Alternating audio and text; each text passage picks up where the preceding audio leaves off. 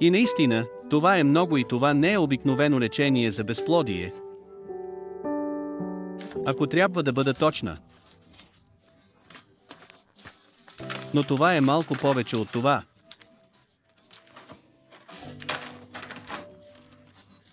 Но също трябва да се има предвид, ако искате да постигнете целта си.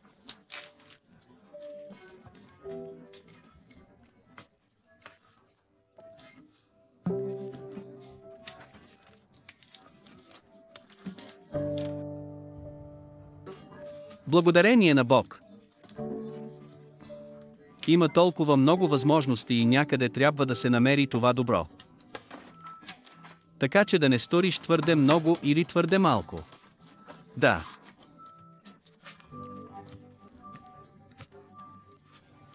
Безусловното желание да имаш бебе включва големи финансови разходи.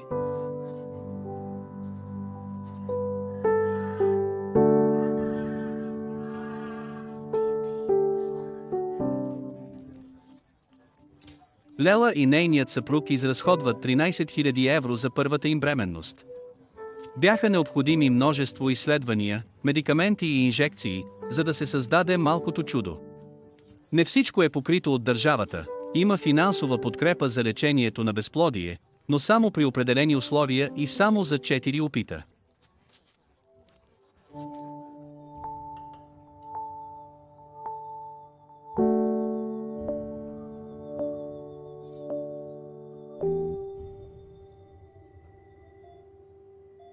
Към финансовите разходи се добавя и физическото натоварване, хормоните стимулират озряването на яйцеклетките и предизвикват овулация, със съпътстващи странични ефекти като натрупване на тегло и промени в настроението.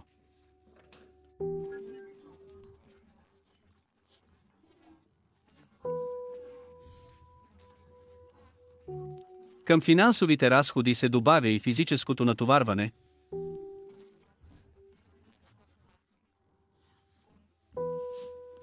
хормоните стимулират озряването на яйцеклетките и предизвикват овулация, със съпътстващи странични ефекти като натрупване на тегло и промени в настроението.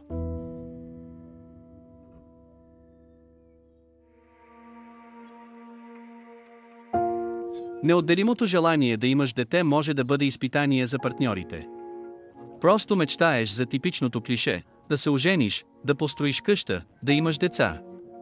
И ние сме от напълно функциониращи семейства и ние сме семейни хора до крайна граница и разбира се, искаш да продължиш това и в бъдеще.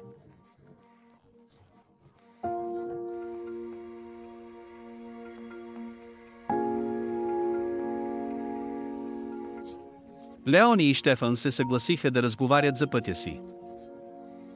Но искат да останат анонимни, защото и двамата имат публични професии. Когато те опитват да забременеят за първи път през първите месеци, нищо не се случва. Леони и Щефан са под 30 години.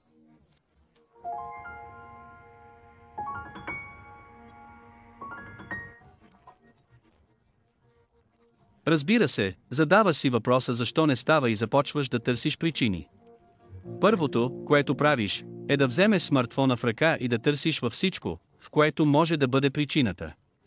Така се отварят стотици хиляди страници и тогава се разговаря. Аз отидох на спермограма, която стана отправна точка.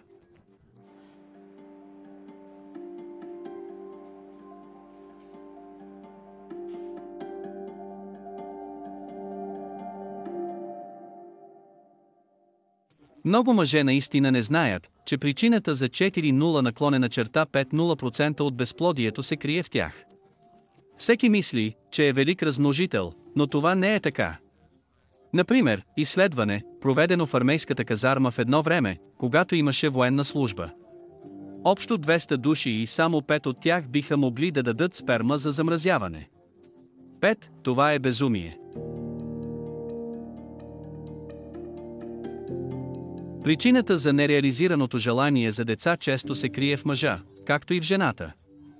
В много случаи обаче само жената се изследва, а мъжът се изследва много по-късно. Безплодието често се разглежда като женска тема. Разбира се, желанието да имаш деца и, разбира се, мъжкото участие в желанието да имате деца все още е табуизирана тема. Много дълго време се грижех за двойките, които искат деца, и благодарение на Бога, много неща се промениха. Повечето мъже са готови да се изследват почти веднага, защото за тях изследването е полезно. Бързо получават резултат от спермограмата. Разбира се, често се вижда, че мъжете се разочаруват много, когато разберат, че качеството на тяхната сперма е намалено. Малко мъже искат да говорят за това, но наистина малко искат да говорят за това с лекаря и определено не с приятели и семейство.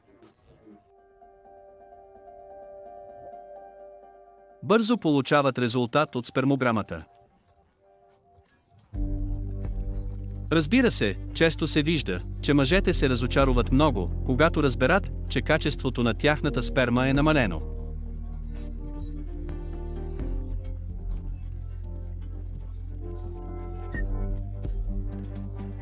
Малко мъже искат да говорят за това, но наистина малко искат да говорят за това с лекаря и определено не с приятели и семейство. Когато наистина се замислиш, че си напълно здрав, а спермограмата показва, че движението, сперматозоидите са някак ограничени в движението. И не разбираш това от самото начало, защото се отнасяш много сериозно към здравословното хранене. Не пуша. Не пия много алкохол и никой не може да обясни това.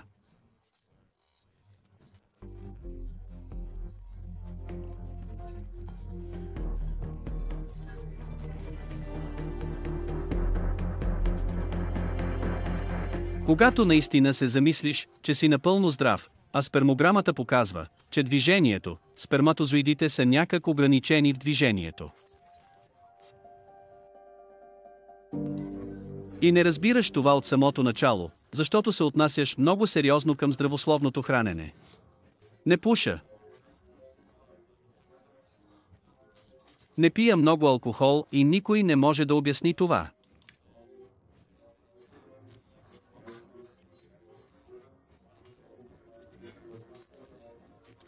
Има формации с деформации, които могат да бъдат с две глави, липсваща опашка, твърде къса опашка.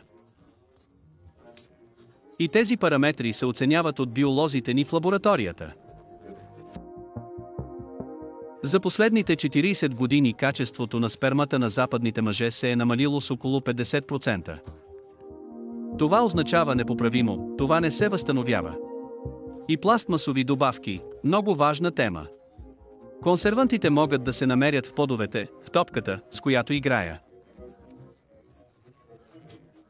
Също така, много гумени части в автомобила, за детето това започва с играчка.